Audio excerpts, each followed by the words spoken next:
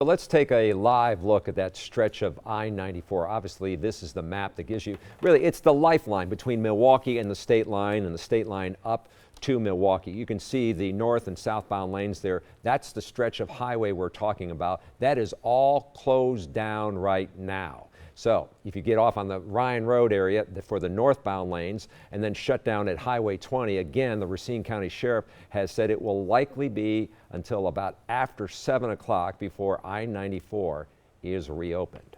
And as we mentioned, within the past hour, the Racine County Sheriff updated us on the situation. Our Mary Jo Ola is live with the very latest, and I'm sure a lot of frustrated people out there today. Mary Jo. I know that crash affecting traffic all around the area. You can see some of it behind me here on 20. I'm going to step out of the way so you can see just some of the backup that's being forced because of this morning's crash.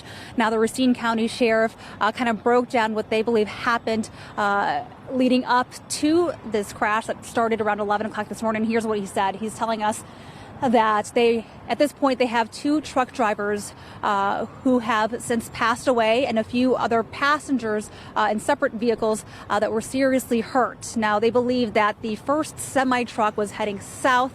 It tried changing lanes, and in doing so, they hit a construction barrier, pushing it to the opposite end of the interstate, causing 3 passenger vehicles to crash. Following that, he says a second semi going north veered off the road to avoid hitting them, but that truck driver ended up crashing and his vehicle burst into flames. Now, the sheriff actually called that driver's actions heroic, trying to avoid the other people affected by the crash. Now, of course, as we've talked about all day, this has caused some serious backup for several hours. The sheriff says emergency responders themselves had a tough time getting to the scene. But, take a listen to what the sheriff had to say when he described this accident.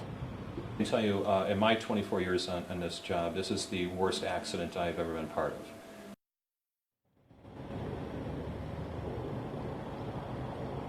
All right, back out here live again. We're looking at some of the backup caused by this fiery crash that started at about 11. It's just after 5 o'clock at this time.